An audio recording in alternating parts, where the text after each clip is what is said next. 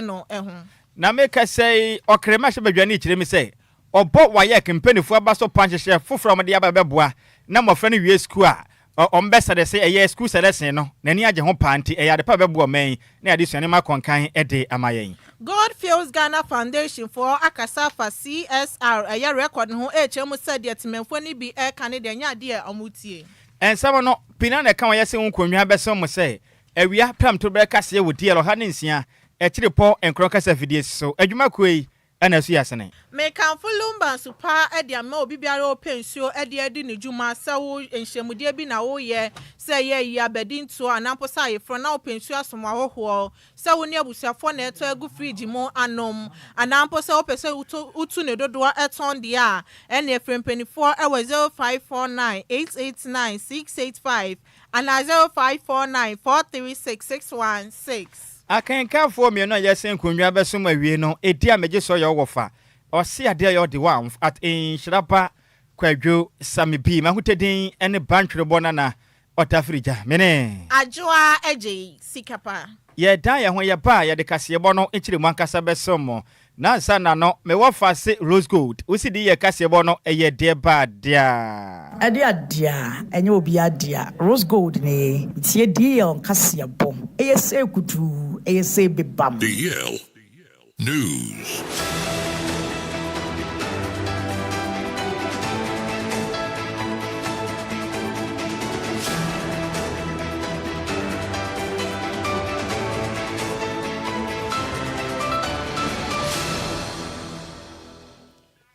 Yamamo akwapa afitu milika ne hia yen ewo Facebook and FNC YouTube na yemfa kase bo no enchiremu champion teladambenti no ensomo ye hia kase bo na se e de afiri o my Ghana ye mampeni beremo boada John Dramani Mahama edensem atodwa echiremi se o my Ghana eguso eya hoboaboa ehokwan hodo a ye betimi afaso na eye Gavi wanom eye dwumakwam ye nduro a omoba my Ghana pama vaccine dodo na no yensaka no Ghana mampeni echiremi se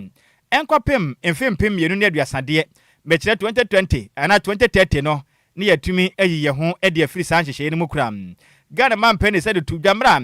emfinhia na se eda toso eye aduoson enkron 79th World Health Assembly dwumade todwa no na Ghana mampeni duada adwadai na wokyirem se esisi amekese no o my Ghana hyehyɛ hodo agusu a yebo ye homoden a ehu kwan de befa so a ye betimi aboa na enrura hodo a yensaka efiri Gavi adwumakuo yi ho no ye betumi twetwa so na o my Ghana yankasa yetumetu na mopa na boy ne sikasem etimi akonkanem Ghana mampani echirem se ne wo hwe eye Gavi adwumakuo ma moden ya vaccines a wo no bibraye no o mapta ye chi achepa mfie pintem ni na o my Ghana yenya ne mapa ye ho etumetu na so mampani echirem se na sa beto dwa se nkofuo yi mo a mode braye no ekodu ba bia kwoye nsempini adatea ne senti ye yankasa egusu a ye ahobaboa Ghana mampani echirem se ye kase no aban gusu a de hyepagu akwam a mikase Ghana mampani John Dramani Mahama wakwakofa Mahama case etiapa ene adwumade sonko a omanyimu yene yankasa yi bi ne de aboa omampani na foto a wabonom ya pesika dwete laja ede agumum ne yatimi aboa sebe ye nipa bi akrankra ya de bi da no so a watu ho anamon kotobekuma yade e kanwa na abusuanja pade ahye no yatimi aboa kan yansase yankrankra ne abamu ni panyi no mo boa na be ya babotumi abo foto yade ato no ne yabo ne ya pesika etimide aboa Ghana de hye mo ho akaka atwam a wo musikasem entimi enkonkanen o mampani echiremi se sesi amekese wo hwa vaccines ahodo am eye Gavi adwumakonde pa no in fact o made boa bibiman ne amama ahodo am wo musikasem entimi enkonkanen na Ghana man bekai am eye Gavi adwumaku epoa ede vaccines de pai no wono mataye o machi emfie pintem ne a vaccines ahodo ede ba no ebi ye eye measles yade eho eduom de pa polio adrei omo de aba ya wo jese na mpane pim enya sebukuma kram retrovirus ndro yellow fever hundro na adatea no bebe na omo de abeboa ye pa no mampani chirem se enkopo ya atoma enkwapem emfimpim ne aduasade 2030 no na san hyehye no my Ghana ye ye hu afrim Okwadwo Mirikatrom. By ensuring our providers are paid on time, we ensure that our citizens are treated with dignity. We've also confronted the rising tide of non-communicable diseases by launching the Ghana Medical Trust Fund, also known as Mahama Cares. This fund is a lifeline for those suffering from non-communicable diseases, cardiovascular conditions, cancers, liver disease, and renal failures that were previously a death sentence for the poor. Mahama Cares is ensuring that specialized high-cost care is not a privilege for just a few, but is a right for all. Ghana, I'm also happy to report, is on track to exit Gavi funding for vaccines by the year 2030, and we hope to transition into a donor in the not too distant future.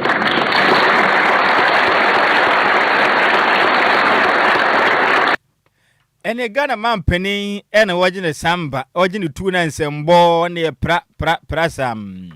ene wachi no man penny John Dra mani Mahama eto ne kasa so ene wochire man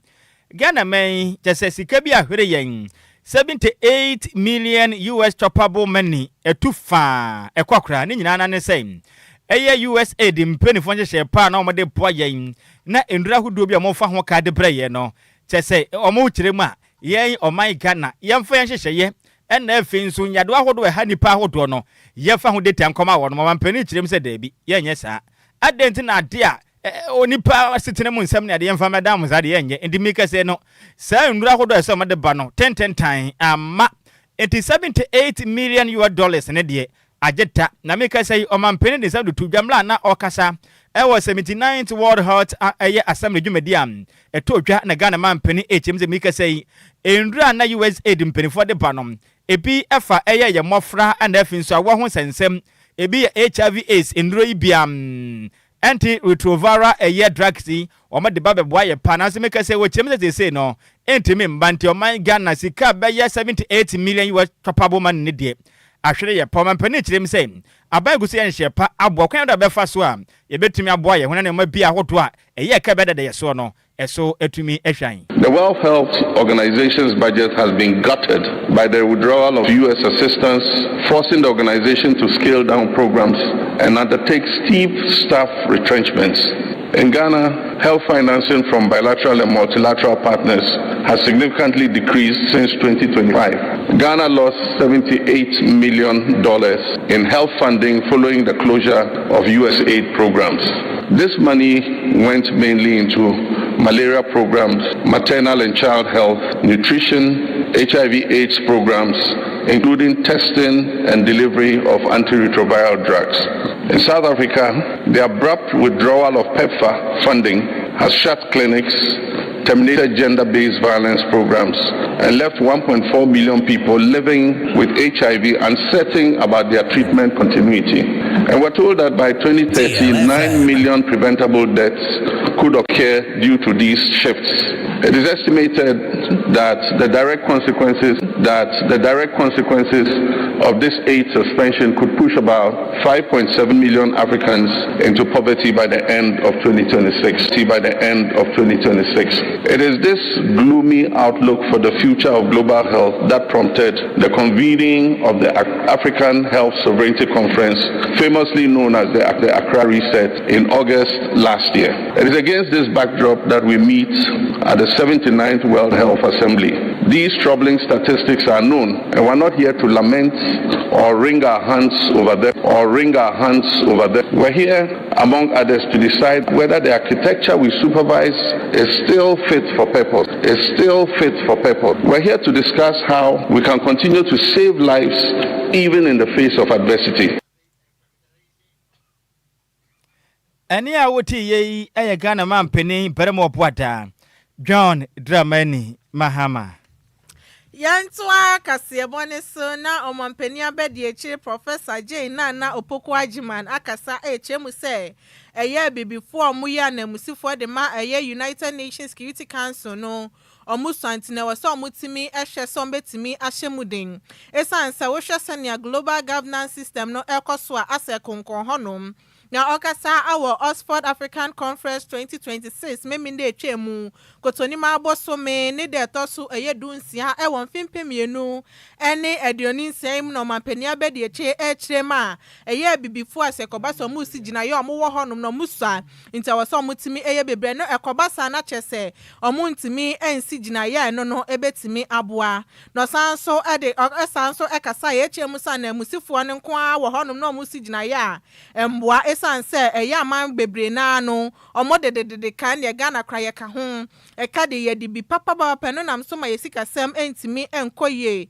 na okasa ye echemu seso ha we num ebasa na chesaban no kwan ye ombefa so a omonso ebehwe so mo man ni sikasem be kosoro no na akoye ha e de ama aban no enitimemufo mo wo oman nim.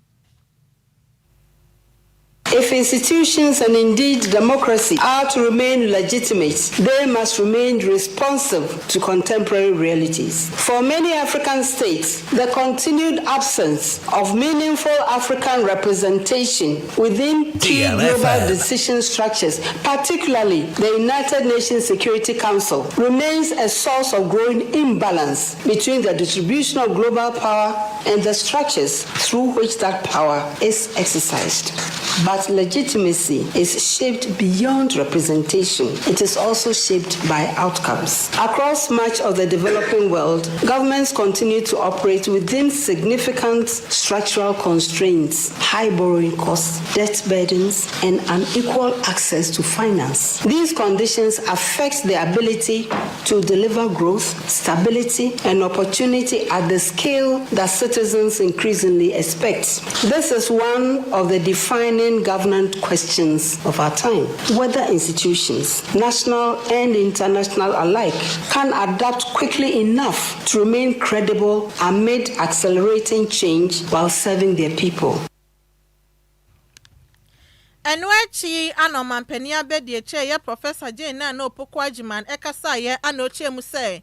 Ghana ebetodwa se yesikasem akosoro a aya na anije no ede osododo na emum waso moma ahwehyeso atimi ekoso no motaye che se na ebe ye Ghana yesikasem no ahoodin ebetimi abem. It is true that Ghana is beginning to see encouraging signs of recovery and reform. Macroeconomic indicators are improving, investor confidence is gradually returning, and institutional reforms are taking shape. But grounded leadership also means resisting the temptation to celebrate prematurely. Strong results should not produce complacency. They should deepen responsibility because transformation is a process. The foundations will be strengthening, but the work of building an inclusive and future-ready economy is only beginning. And perhaps this is the deeper lesson in this age of disruption.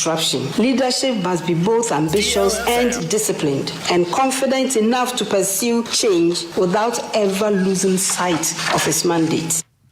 Ne krakramu anomampenia be de ekyire ekasa na oche mu sande enti a okonsra hwe ewaswe ya hodo no ade a wo hwe sesaban no eye bibi na hye ya hodo ne ukoso ye implementations ahodo nyina no omonso no ade omo be shem sane ebe ya akontabuo ebetimi akoso.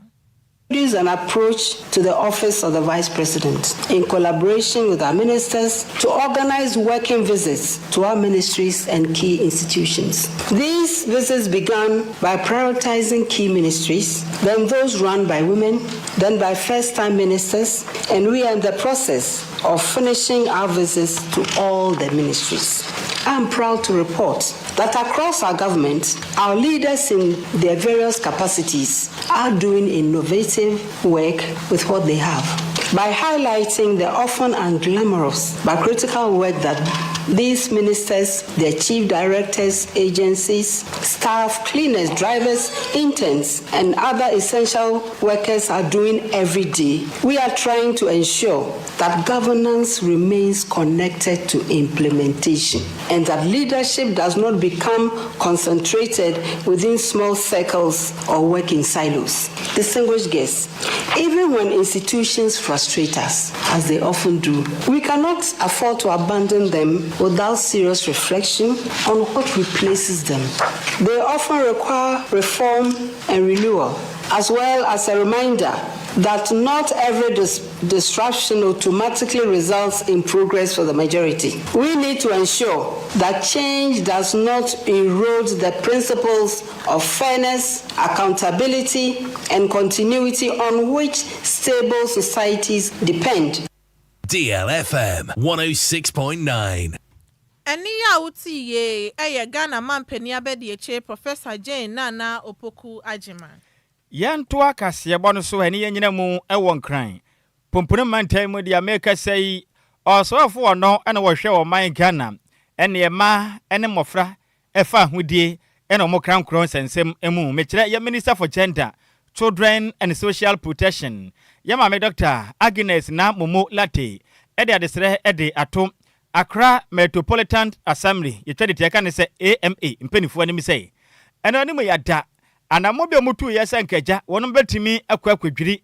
31st December makwala market no atoagu atenase no mbasi dwada abefo kwanso ede amadwadifo no eno ani mu yada omonto mboase no no omka bie wom sen konwa no mbobo ho ma adwenanto ato anya adwuma nsana wonom atusa na mwan na Ghana fo beka na se beto dwa sen ene make say no Accra Metropolitan Assembly beto dwa sen 31st Mokwala market no said the hono maye no enya kono penifo betenase na 24 hour economy market igada town be sine kama medwadifo yi omo ha wono mampuntu nso aba kabupure mantena Ghana men yakoyanim na na dwadifo ne kirem say ede adea ede ne yehuni chese monto mo ase na mo ne yen eni nkomo ne yen se nkonwa mobo ho yehuni say anamo amutue no yen nyina obi ho beto no kama na mutu anamo na mo ne yankọ benkrom saade a ene yenchede obi ada madwadifo mo yadwuma ewo 31st Mokwala market hompo de bidwa ya park ka o madwen sa so monte ase ne ente ase akina na sesem we mu na Dr. Agnes Momo Latte ene nsantwerefo aka se na wo kire mi sei obesra da enkabu bremantemu meyo me wafa ase alote woni adwadifo ntina se o mom ka bia wom nyina na mo no asomdwe aboam na mentem ho ase na ahye ase no etuo ntwa na mba bia mabọ maden a esigina ya prekope na mahu ne say yes and mo yetu no wo mi say yeboa eme ya tredwane mo kama me ho no ma ya kono nanso emra mo ye no mo hwe na obi hu anka entimi na dwadefo na tenase na mo nyina mo ntem ho ase ansa na sana motu no matu ye ma me kirem say obetrem eno ani mu ya da sana mo mpeso mutu no mo twantwa mo na mo ntwa so kram mo kodwiro no mo ntungu ansa mo to mbo ase na ntiase nya adwuma ansa na sana mo no matu ye ma me kirem say sesi amekese no one ka bremantemu mankrado yamba alote ene na akasa eni mpenifom ka bie wom nyina akasa se be ya mamade ansi aginasie ene dwade akwei na mu babia susan ede bodo hono ebe fa wo kire man manim yadanom sentence ye dwuma beboa pa se be ya edwa no mpese musine foforo no enkofa china shon fama na obi nka ka adwam na sabe obi There's no place that you can have development that there will not be discomfort. But we don't want one side to shoulder all the discomfort. We don't want just the metro to shoulder all the discomfort. Neither do we want the market women and the others to shoulder all the discomfort. So we want to find a middle ground. We bear parts, they bear parts, and then development can take place. It will be good that we sit and listen to each other. And most of the things that we've heard, we couldn't substantiate them. And so I'm just saying that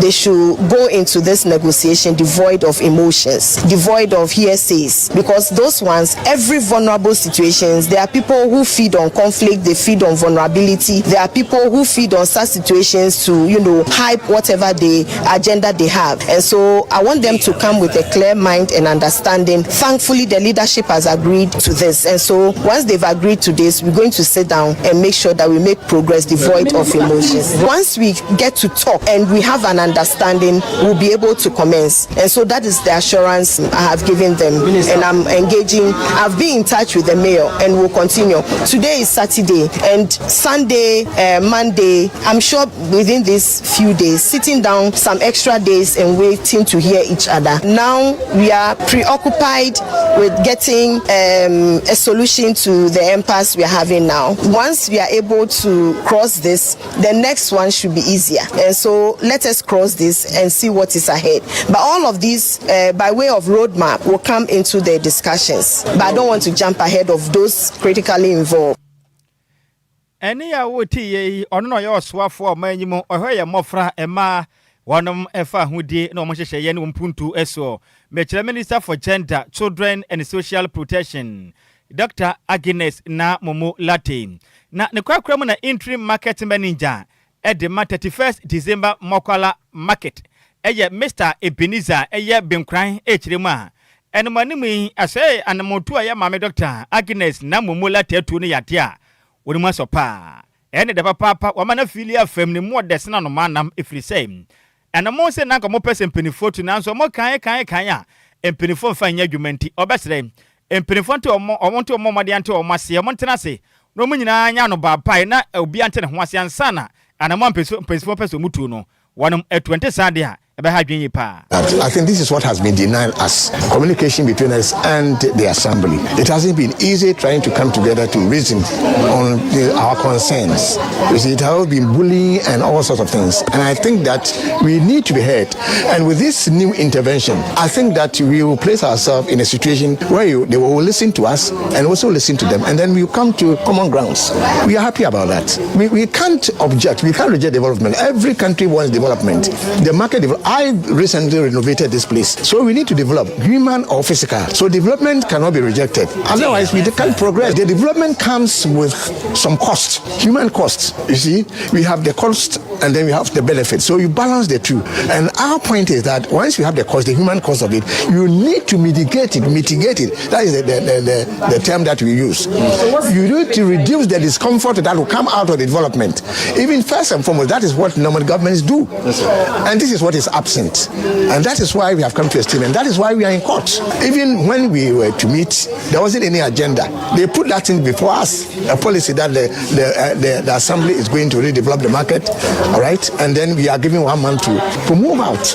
It will be naturally uncomfortable. You see, you'll be here for 30 to 40 years. I've been here for 22 years, and you will not take that to your sleep. You see, and that is why we have been dragging this in for all that long. And if you have the opportunity to dialogue, as this minister is trying to work on, we don't have reached this far. Any awuti ono na enwani ya do chinamum se manager at the 31st December Makwala market. Nidin ade Mr. Ebenezer Benkran ena wote nini. Yantua kasia bwane so na dom kumane banu dini Alexander Fenyomakin akaset yachi omoche yabno Regional MPP Chairman Kwame Bafo adodo na efrene Sabronye DC chemu se chomuchi ni de na chese na mamanyo Samsunti anomode ayesa na eya Abronye DC okoda afiase be na watwemienu e wa abro sanso koche no eye wuku ada kotonima abosom ni de tosudu miensa won fimpimienu ene aduonu siam chemu se niam bi wano akoka won monten so anokra bia enim na eyade Abronye DC omudikai ekoche no fowinso obosome ne de tosudu miensa e wa fiwe mu a wa abro mu ye hwehwemu chemu awakokka nsema enim ade ehu ade ahye nipam eno namsunti anomokoche na later mosanso granting ni bill amosanso ekoche ni bill wukwade atwam sa na be ya hwehwemu ebetimi akoso na mo ne nsemtwefo atwetwe nkomo enra kwasie kotoni ma bosome ne de tosudu nso won fipimienu ni aduonu sian mu ana Mr. Afenyomakin ebisa se intimra efache omoche no ne ho no ewo hemfa esanse ohwa sane omoka ne boni na wadi na ohwa section 208 at the Criminal Offences Act na chese wo so mutimi ehwe se obi ebu asumdue su a ana eno no omubetimi ache na emu ohwa comment Abronye DC emaye na chese emfa kwan mu a wo so mutimi ekoche no amode no ekote afiase no kasaye echemu se ohwa se ne niema ekona na chese fa hudi e wo sempenifo ni binya edekasa no ana chese omotna so na ohwa criminal law ni mu so asa niema no ebimu enda ho santi che omoche ye Abronye DC ne de ono de okaseti esanso mo de amanyosem so ana mofa so ede acheche eye mpenifo. That judge has no respect for his own judicial oath. I don't think he read the law. That circuit court 9 judge, I have no respect for him. For a judge to say that he's remanding Abronye into BMI custody until the case is finally determined, such a judge can never have my respect. I pray that he summons me for contempt. Yes. I will continue to disrespect him until he upholds the law. He's gone beyond his judicial function, and it is not his first. It's as if he has been selected purposely to achieve this. He doesn't talk law. I don't know whether he ever passed his law exam. It's a shame. It's a shame on the judiciary. And my Lord Bafuboni must pay attention to this. For whatever it is, it's about his legacy. I'm told by December he will be 70 and he will be gone. Is that the legacy he wants to leave? After Tokonu was booted out of office and all manner of accusation leveled against Tokonu, is that the judiciary? Yes. The judiciary, they said they were going to reset. Is that the reset where a judge will say he is remanding an accused because if he allows him to go home, if he grants him bail, he is likely to talk again. So he should remain in custody. Eni ya uti ye eyedom kumane banu dini Alexander Afenyo Markin. Yantoa kasebo no so na fie ni mfankyere o man Ghana adusuan sense mum. Na mahebadwani edema de hia wono mo okrabeto mpesu aso ewa pie mantemu eyonumnyamfo Daniel nana ado Kenneth ode abasobo kese pa ede abo West African Examination Council empenifo pass ne wo hwa kwa mo fa so ne hye pa begu abonten a emfempe mienu ne adonunsia Basic Education Certificate Examination twanetia kan say BC inso hwe no maforo makwa twere no kwa mafa so metimi ache school mo pe no ayade e konkan ye pam enti omani aso papa pese mo frei omani hye pa gu akwan be bua wo no mankasa ache school ahodo mo pe so mo wie school a wono betimi atom school so akwasini high school no ebiem na dwumade to dwa e wo mana pen pens down party dwumade am eto dwa eno dwumade esronko am okrema hye bedwani ahyehye ama oman Ghana ye BC insonhwe afi be mkotwe nsonhwe na bato mpesu aso a ono wo maka biewom esinkonwa eto epono kese ye pam na mofasa akwanya no so ede afutuo kese ye pam ede ma ye mofra wonom awie junior high school a mo pese mo to aso senior high school ni bi sebe ya wo mo twa mo results no obi nkotua na mo boni bia nkwa ye sebe nsehunu no behwa ne ho sie sebe ya ne results ne ba obetimi akọ school no akwakoto andesua so aboa na oman Ghana so yakọ yanim ewadesua mum na Ghana fo beka ya emfimpi mienu ene adonunsia a eye BC nso hwede mu no na Minister for Education oniminyamfo Halima Idrisu ede betu dwase ne mekase no ye mofra mbepese ombeko senior high school ntu aso no sesemu wakwanya wo pese wokọ anase wokọ technical and vocational education and training TVET na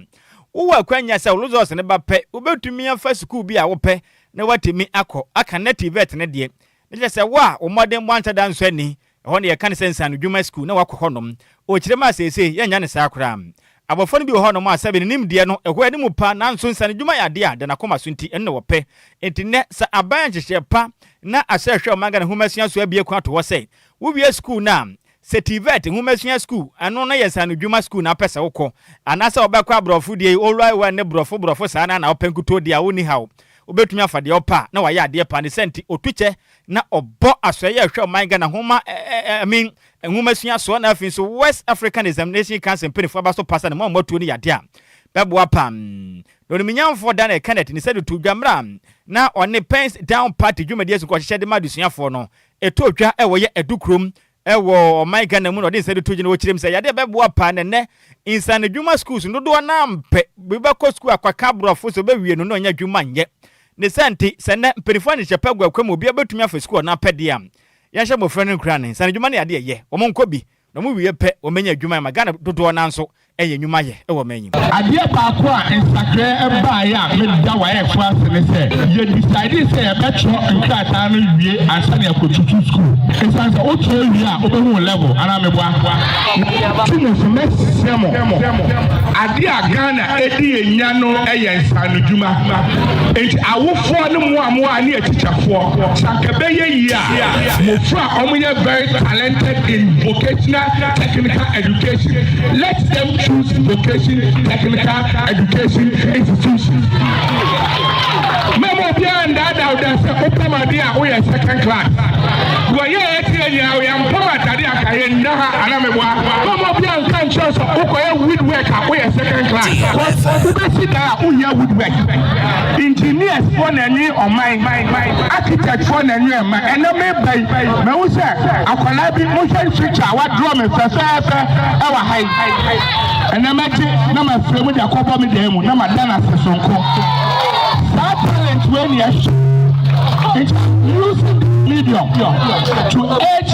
a teacher for Emma Omacho BC said if a year Omo skilled with technical knowledge, they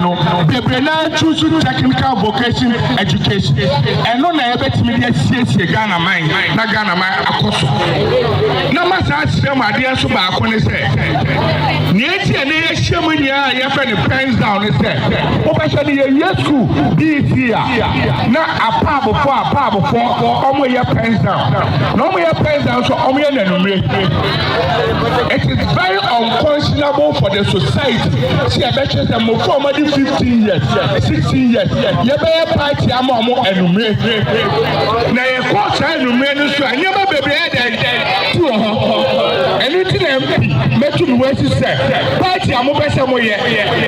Pessamosa, and the other more Pessamonum, and some more Pessamonum, and then you him for the ending of Yamamo. Any I would ye or no, and a yardishia. One more okre abeto mpesua so apie mantemu oniminyam for Daniel nana ado Kenneth ena wote ne nkan na eno achi ena openipo no so eyamache bedwani edema adehia wonom ewo mensia South abeto mpesua so ewa Sante mantemu eye oniminyamfo nana Agyei bafo ekasa adwumede nase ono na ye openipa odinanim nyam kese ekota adwumede na chi ne okirem se wohwa na montu a okrema hye badwane atuni yade eyade papa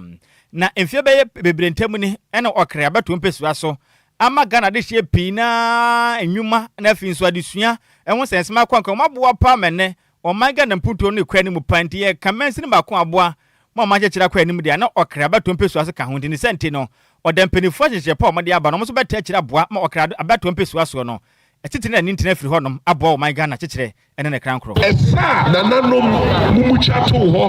honorable damboche chato ho no onu anso wo disasa no so no odim sasa no enye ne pen so ana bibi pesesa na se bibi so ensesa sha se free ene 1999 ana ne emu bi sa yeso wie JSS echeye 1995 and you reach SSC. Enche bia hwebe bia yegina enti sane ye kono ebre enche abra no no damboche no e general secretary ewe ye party ene hwe okwa ahujiem bia so honorable Nana Kenneth no so secondary school no so JSS so ho enti sane ye etie no wahu se wansiesie na chi a dachi esapia esapabia obeto ye no na ebesisa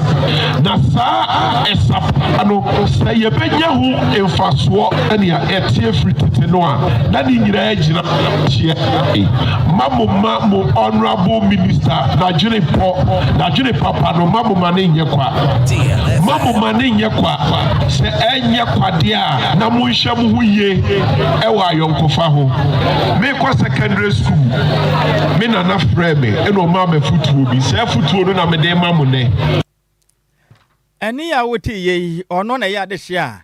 wonom ewo menhia South abeto mpesua so ewa Sante mado na nimnyam ekota pen down dwumedi achi ewo akrabeto mpesua so ewa pie mantem ne din de Nana Agyei bafo ena wote ne nkan eno achi na de kurom hene ehuna bobrem osu otumja otutu abebiewa